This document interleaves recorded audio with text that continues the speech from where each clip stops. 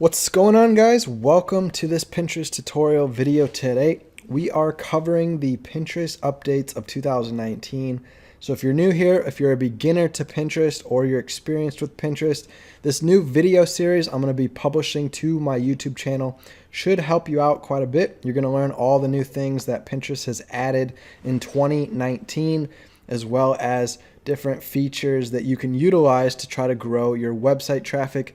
Pinterest is a huge tool that I use in my business for generating email leads, customers, website traffic, you name it. Pinterest has been a huge part of that success, and it's not just a place for recipes and fitness tips. It's actually a good tool to use for a business owner if you're trying to get more traffic to your website.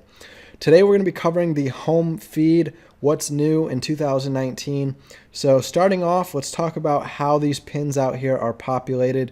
So whenever you come out here to your home feed, you just go to Pinterest.com or you click on the little Pinterest logo. When you're logged in, you're going to see this news feed of pins here that Pinterest has picked out for you. So Pinterest picks out from a combination of things. Number one, what kind of content you seem most interested in. So based on the topics you pick when you first sign up for your Pinterest account, you had to pick 5 topics. That's going to start you off highlighting different pins related to those topics. But over time, Pinterest is smart. It knows to adjust. So as you're typing different things in the search bar, as you're clicking on different pins, as you're saving different pins, Pinterest picks up on what types of content that is, and that's how it gets smarter, and it updates its news feed here so that it's got more relevant content. So you can see most of mine are going to be golf related, because I often click different golf pins or I go search golf practice tips, things like that in the search feed.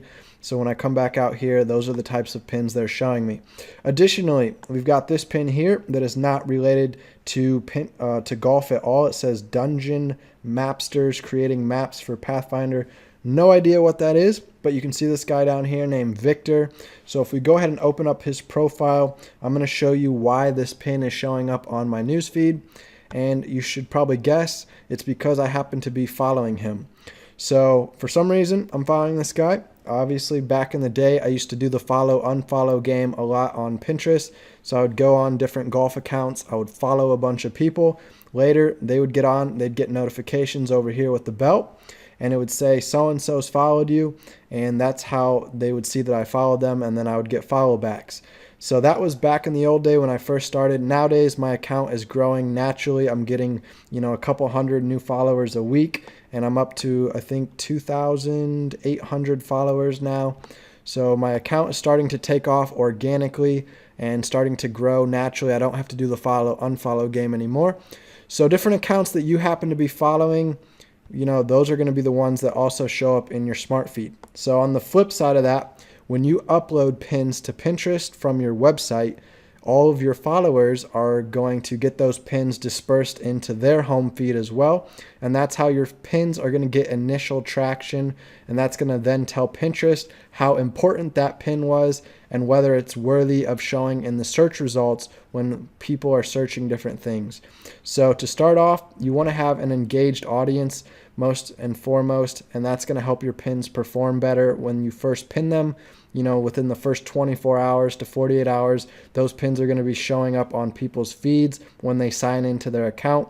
And if they're engaging, clicking on your pins, saving them to their boards with the save button, or clicking through to your website, that's going to tell Pinterest that those pins are important, that they're relevant to your audience, and that they should be relevant to other people, and that's how those pins are going to show up in the search results. So now, for example, when somebody types in the words golf practice, you're going to notice my pins come up that say nickfoygolf.com or golfpracticeguides.com.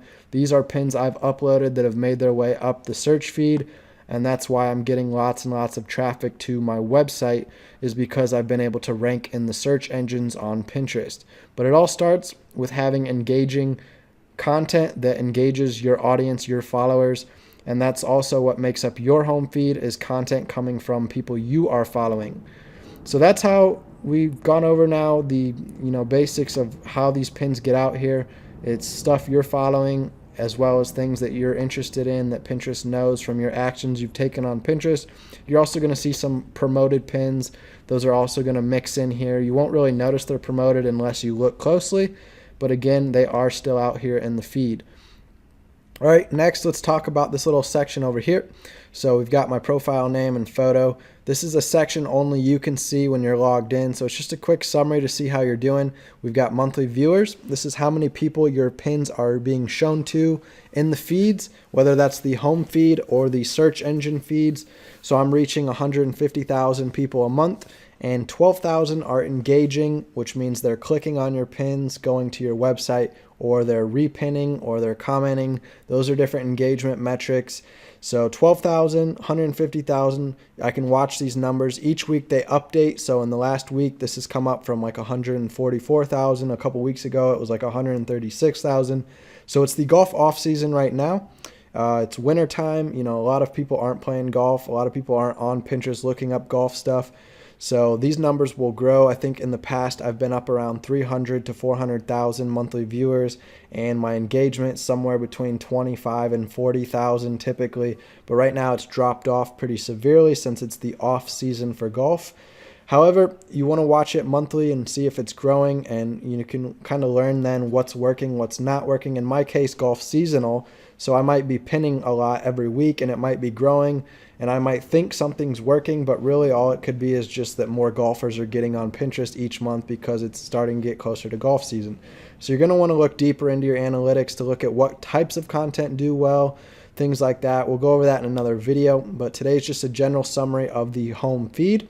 So I'm going to go ahead and end off today's video. You now are aware of what this little section is that's now showing out here on your home feed. It's just a summary section for your own knowledge.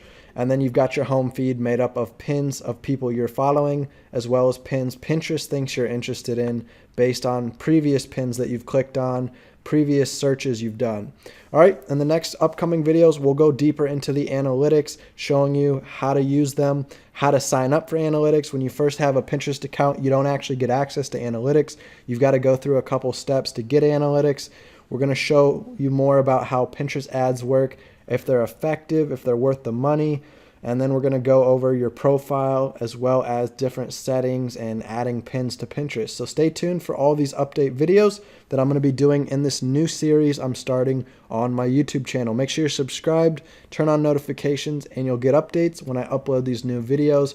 And in the meantime, if you'd like, you can receive free email tips to your inbox. I've got an email newsletter where I share all kinds of tips on building a website, getting more traffic, selling products, making e-commerce sales if you want to do an e-commerce store. I cover all types of different marketing. You can just go to asknickfoy.com and you can find my newsletter sign up on my homepage. All right, thanks so much for being here. I look forward to seeing you guys in these other videos. Take care.